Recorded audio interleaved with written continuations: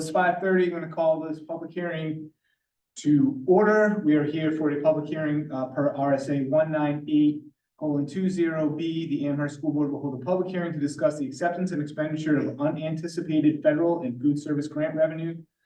I'm also going to open up public comment at this time. We have no members of the public present here. Steve, do you have anybody online? We have one person online, and I just posted the regular procedures for it. So if there's a hand goes up, I will let you know. Great. And so then at this time, I think Ms. Stacy is going to walk through what the unanticipated revenue is and looks like, and then we will do a motion and vote and all that good stuff. So I think we're gonna vote at the next board meeting.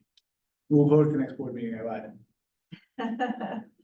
So today we're just hearing about what it's a public hearing on what the revenue is. Yes. Okay, so, the voted budget for FY 24 was 33,401,681. And of that amount, there was 313,000 allotted for special revenue funds or grants. The remainder of that budget is for the general fund as well as the food service fund. So this special revenue fund, there are expenditures that are offset by revenues collected from federal, state, and local granting agencies, and as well as donations. We have had some donations that the board has accepted, totaling $28,829. Those were presented in the consent agenda over this past fiscal year. And that increased the approved special revenue fund budget to $341,829.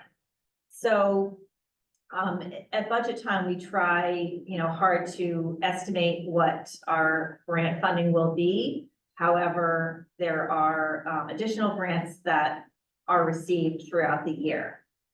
So what this public hearing is for is to review those grants and to accept the unanticipated revenue so that the district can take advantage of those funds and spend them. So it's really just an offset in revenue and expense. There's no added funds to unassigned fund balance. This is a different fund than that. It's not the general fund. So this is just to accept these funds so that we can take advantage of them and spend them. And the reason we have to do that is because the budget, we are only allowed to spend the amount that has been appropriated, which is the budget amount. So we're not able to spend above and beyond that. So that's the purpose of having this hearing, to be able to do that. In addition to the federal grants that I just spoke about, we've received several food service supply chain grants. So those are also listed in the packet on the second page where we have all the grants itemized. And these funds that we're not able to just do a dollar for dollar reduction off of any food service deficit, which we are fortunate to not have in Amherst, but we are able to use these funds for perishables. So typically we use them for produce and milk. So we're able to reduce our food costs for those items. So this is to accept these funds so that we're able to use them to offset those costs. So as I said, there's a detailed itemized listing of all of the grants. You'll see some of them are listed multiple times. If you look at the project number, that first number is the fiscal year. So any times where we haven't used those funds, they get rolled to the next year. And so this is to accept funds from prior years that haven't been fully utilized. So I'll take any questions. I have a question. So I'm looking at the second line, project number 230173. The IDEA. Yeah, so can you just explain why that would go unutilized? Is it because there's only certain things that it can be used for and we didn't have the need, or? Yeah. kind of how that works. a little Yeah, bit. so this is for special education primarily. So it looks like in FY 24, we received additional, wait, that's FY 23. I'd have to check with our Director of Student Services to find out exactly. Well, and that was, my next question was, I was curious when I looked at this, when you guys sent the packet, if Yeah. some of the actuals are higher because of the change in adequacy calculation this year, does that impact this at all? The adequacy is about- It doesn't, No, it doesn't No. impact I don't this. see a state. So yeah, no, so It it would- looks. okay. Yes, so for IDEA. Yeah. You don't know how much you're going to get, you estimate, Right, and then the feds come in and they give you more. And IDEA can roll over year to year, so often we have met our obligations. And if we use IDEA for piloting or unanticipated expenses. It's not for foundational expenses. So if a student moved in and it needed an additional para support person, that can come out of IDEA. But the following year, it can't come out of IDEA because it's no longer unanticipated. So, so even when it will. so, well, you get the money, you can use it for something else. Right. Or if you don't have any use, it can't supplant, it can't lower the funding, you have to meet a certain amount of obligation. So you can't cut and use federal money to supplant. It has to have Yeah. foundational support. So sometimes you'll see we'll have a position that's added to take care of something that was unanticipated. And then if that need is still a need for the following year, then we have to take that off of, take it off of the grant and put it into the budget. And if you're establishing a new program, because you have new kids, you can use it to establish and to seed the program and to pilot the program. And what's correct. But what's really good about it is that you can roll it a certain amount of your grant. So it's not like use or lose it. It is there, it's there for year to year for the same kind of qualification. Yeah. And Meg we have it next year, oversees the IDEA in preschool. So that's IDEA, but what about the Title I, II, and, all of those? So Title I is based on financial need and based on a threshold of certain statistics or achievement data that we make student eligible. And for us, for example, this year we're doing a Title I after-school program. Right, And we typically do a Title I extended, it's not extended school year, it's an additional time in the summer. And then we pay for staffing. And we have to state what the threshold of eligibility is. And we do that based on free and reduced lunch status and based on academic need. And what's funky, it's hard to use, like we talked about, like it's just Sauhegan, for example, in the learning. We talked about using Sauhegan, Title I to come here, but you could only use Title I kids because we're not school-wide. So if we move, for example, if I was a Title I teacher and a non-Title I student walked up, I would say, oh, I can't work. And that's very hard to do. but we set the threshold, We, or it's set by the, we set the threshold. By after school, it's easy because everyone who comes after school is Title I. But when you do it during the day, learning commons, some kids come in and need help that aren't Title I. right. And if we're paying that person Title I money, they can only service Title I kids. Like some schools, like our free reduced lunch rate, if even ish, 5-6%. There's schools in Hampshire at 75%. So with that kind of need, they become school-wide, like you might be school-wide Title I. School-wide Title I, anybody walks in, because 3 out of every 4 kids are eligible, in theory. And so they just say, everybody's eligible school, well, we're not school-wide, we are just program-wide. And that's because of really our free and reduced lunch status, that's a key indicator for Title. Does that help? No, it does, yeah, I appreciate that. I guess I was just kind of looking at it, And Title I does roll over too. yep, It is not use it or lose it. So that goes year to year. Title II is if you read Title II, it is for professional development. And it's seldom used anymore, but it was started, it was class size reduction. And so, I've only used it for PD now. Title II-A is use it or lose it. So you can hire a teacher with that to reduce your class size, Yeah. but only for 1 year. Correct. Hmm. And that's, so, if we had the money, I don't know, Yeah. we don't have enough money. Yeah. But yes, if we, like, some schools get a lot more, like in Nashville, they could get $500,000 of Title II-A. And then they could, but Title II-A, it's not usually losing that year, it's usually a 3-year window. That use it, but at the end of that, like September 30th, the third year, and this is where Amy and Katie and Christine are really good, especially most Katie. Katie will send me, hey, Steve, Yes. you get 6 months to go. Right. And because we do want to use it, and I think if we don't use it, like, sometimes it's $1.50. You know what I mean? We turn back very little. So that's Title II-A. Title IV, as you see, is not much money. Title IV is often transferred to Title II-A, because Title IV is harder. It's a smaller bucket. Where Title II-A is, we can do a lot of PD. Title IV, there's a little bit of wellness, there's a little bit of technology, that you can use it for. So it's primarily used for here. And you can transfer easily Title IV, go to Title II-A. We know about ESSERS, we know about ARPS, we know about the save grants. We talked about save grants, so is that happening at That's the next, at the next next meeting? meeting, yeah. What are safe grants?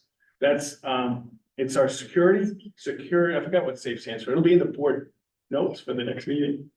But we'll talk about that next week. Just waiting to get to learn about all sorts of stuff. So, can I ask questions? Yeah. Oh, okay. The Title II goes back to fiscal year 22. Mhm. Is that pretty normal? We're in 24 now, right? And when is the start of our fiscal year? July 1. July, we start July. So this is, the 22 money. Has there ever been a previous hearings to accept that same fund? This is just. Did we start this last year or was this year the I first year? started this last year. So we just Last started, year was fiscal year 23, and we did the 22 money and 23 money for Title II-A. Is that right? but, so the federal, and I like public hearings for acceptance and expenditures for the transparency. What I've learned in Amherst in my few years here is transparency is extremely high value.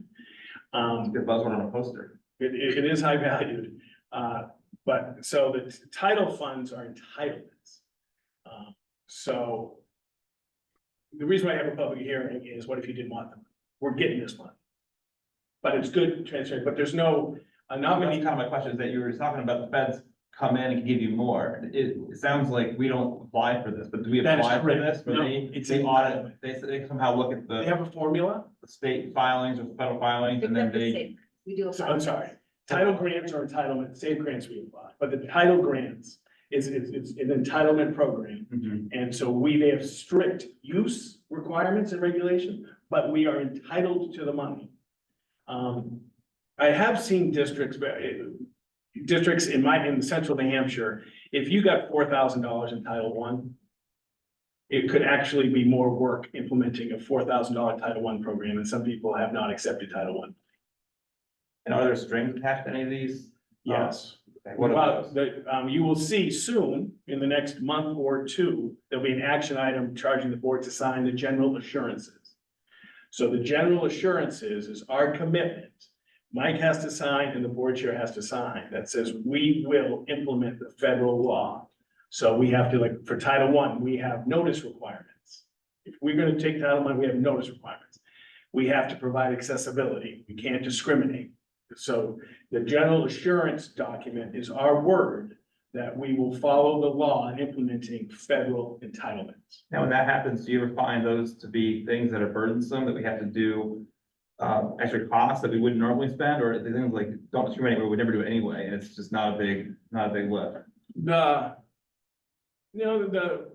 record keeping, the financial piece is cumbersome. But, in all my years, the money has always far increased the burden. Okay. And you're right, the assurances are good practices and ethical practices.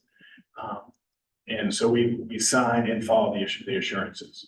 And it was like when I started as a soup, board didn't, it was a superintendent sign. Board had nothing to do with it. It was my credential, the superintendent, Mike's credential. If they came in and audited, we get audited. We've been audited in Amherst since I've been here. We had a title audit this year. We did very well. There was one timesheet that wasn't dated. So every time so when you pay out of a federal grant, you have to timesheet. So if you're working Title I in the summer, every day you work, you have to fill out a timesheet. And then you collect the timesheets. And we missed a timesheet and when they picked it randomly. So we do get audited and then we improve our practice, but there's never been a material finding on an audit. But when I first started, nothing to do with boards.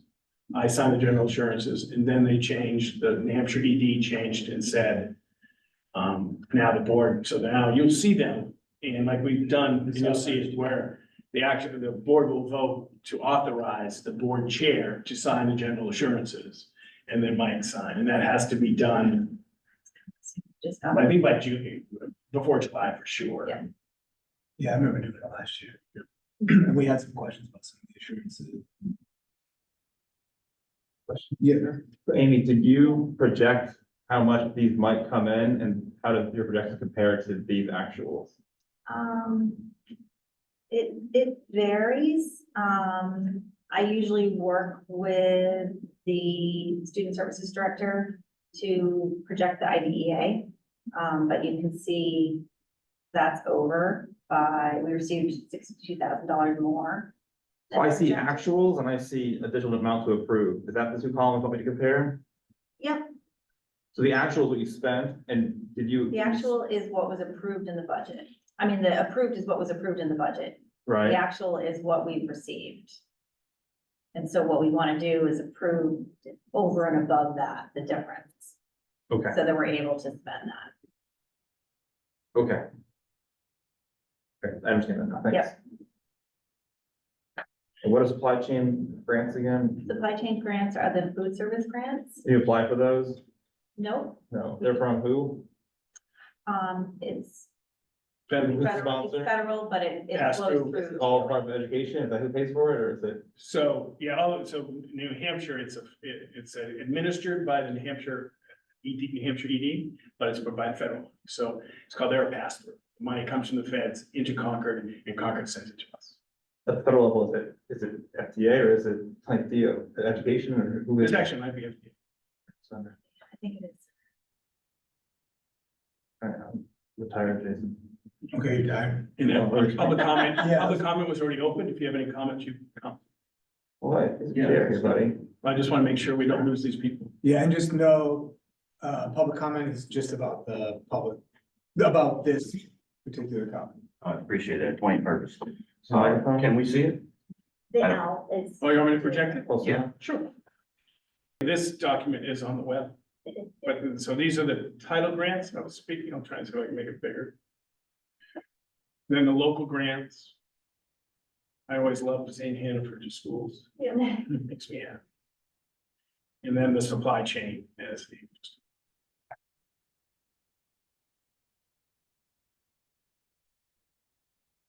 Saying that, sorry, we not see.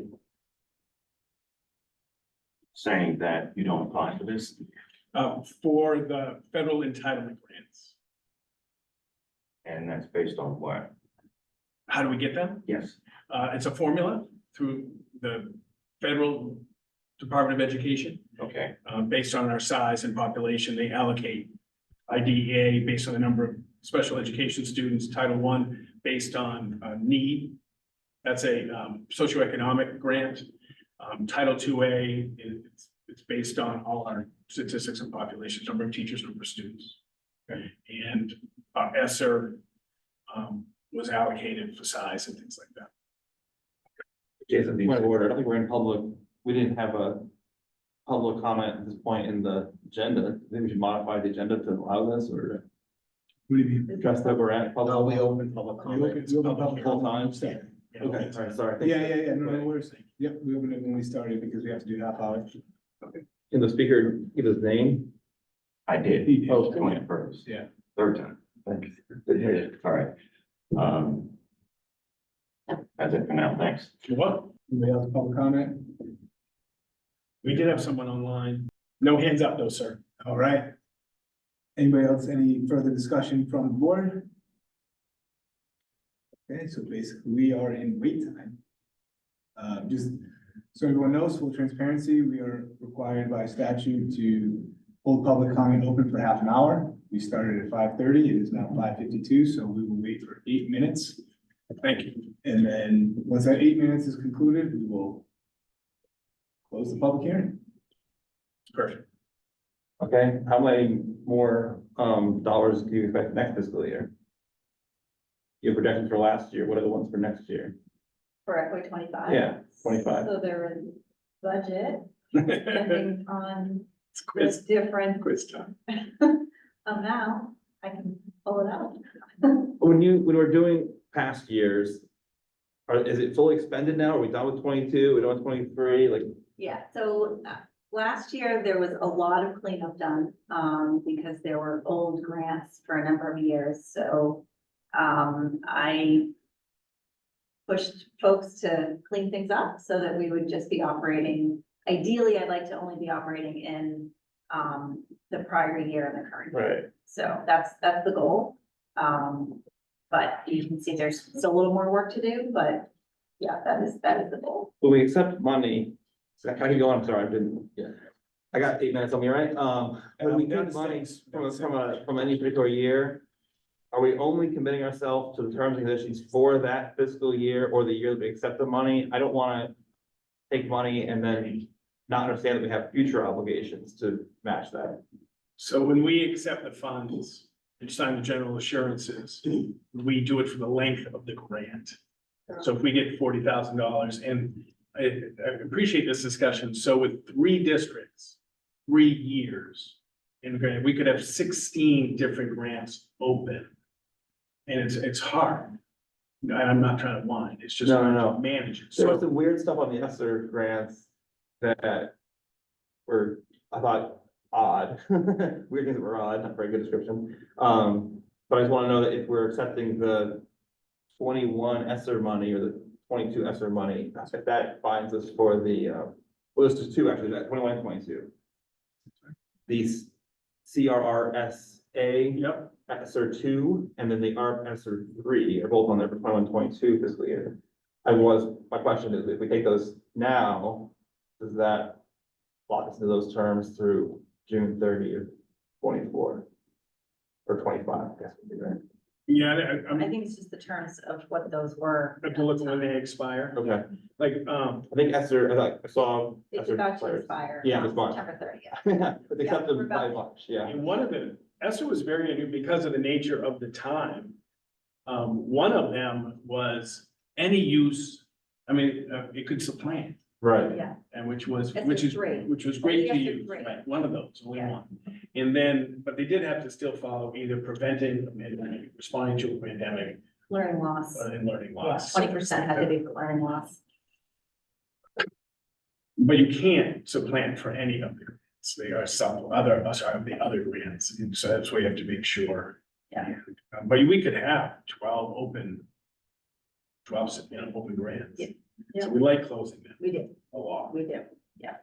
But just as far as predictions, just to make clear, this has nothing to do with unassigned fund balance. This is Fund 22 and Fund 21, which is food service, has nothing to do with Fund 10, which is the general fund. So any money that we estimate, the reason we're having this public hearing so that we can accept more to spend it. But it's not like money is left over that goes back to the taxpayers. So I know it can be confusing though, so just want to make that. And I feel like we signed the assurances, it was in the spring, because I recall it being one of my first meetings. It is. And I had a ton of questions, I was like, and so I think when you read the assurance language, it helps, but it will also prompt more questions. We actually just Yeah. received the assurances, so I think they're making their way into the board packet. Great. And there's, what we learned last year, noticed last year, even though I've been doing it for a while, there's 2 different types of insurance. Mhm. So we did one earlier, we had to come back for a second, we're gonna try and make sure it gets all done at the same time. Yeah. But it's a lot of the work and for the DOE is managing federal Mhm. funds. I don't know how many New Hampshire non-federal funded employees there are at the DOE, to be honest with you. And on the NHED website, it does, I just kind of pulled it up, but it does lay out all of the different Title I, II, Yeah. like everything and how. And in the guidance. past, this wasn't done to have a public hearing to accept these, but this was something, in working with Steve last year, we felt strongly that it really is best practice, so we started implementing this, and we've done it at the other two school districts, and we're here in Amherst to do this. Steve, can you strong man a case against existing funding? The only time, if really what you alluded to, if the implementation and management was more laborious than the money outcome, which is what, I'll be honest with you, the district that my hometown district refused Title I.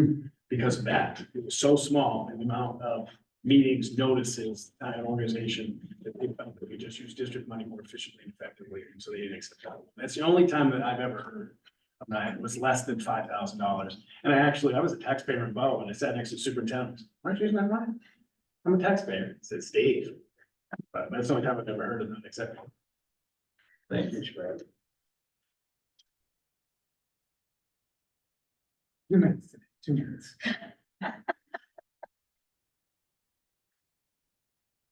But who's down? Yeah, just so everyone knows, so in 1 minute now, actually in 1 minute, we'll close public hearing. Our next board meeting is going to be April 1st at 5:30 here, I believe, correct? Sure. Yeah, so we'll be here.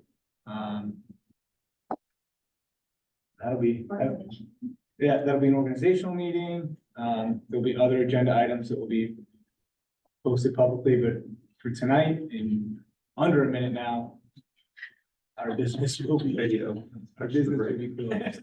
What's that? Like this. It's like a radio trying to touch the brake, you know? Yeah. It's hard to stop the Yeah. commercials in 45 seconds. I feel like I keep counting down the screen time. I have 2 minutes left, Mom. Yeah. 2 minutes. Amy, I really appreciate the chart that you put together. And if memory serves, we'll hear, Steve, Mike, and Amy sometime in the spring about summer school and extended opportunities that these Title I funds will support. Correct. Yeah, okay, And IDA supports ESY too. Oh, IDA right, does support ESY. okay, If we have more kids eligible, we can use that money to expand ESY. So if we have a whole bunch, like, not, especially Title I summer program is not extraordinarily well attended. I know some people, but, so yes, both of those count. Really? Yeah, it's not, this year, but we can use them for after-school programming, right? Yes, And we so are. are we having greater success with using well, I guess it's early to tell, it just started, but I know Kathleen is extraordinarily happy about it. okay, And in the summer, we can use Title I for transportation. So we're talking about having buses pick people up and bring them home in the summer. oh, okay. And if we have a bus going, I think we can pick up special ed kids on the way, so it's not addition. But yeah, we're talking, I actually spent some time with Deb costing out how much it's not portable, it's not door to door, it's like, Sure, like a, kind of like a Hot- gang bus stop. yeah, that kind Yeah. of stuff. How much would one bus, and we have to see what the kids are eligible, we'd like to provide transportation, that's a barrier for Okay, in the summer, because it's about 4 hours during the day. So parents, if you're working, it's hard to do that. yeah, And then we're actually working with one of the summer camps. Where they send them, we're talking about, we pick them up, bring them here, we bring them to the summer camp for the rest of the day. We're trying to do anything we can to increase participation. is that a local through the rec summer camp, or I- we don't know? Is it, Like a they knew YMCA? about it, Kristen Gotham knew about it, because I think she sends her kids there, but I don't, Okay, it's beyond my pay grade. great, thank you. Is there anyone from the board Town? who has any questions? It's 6:01 right now. Anyone from the board's good?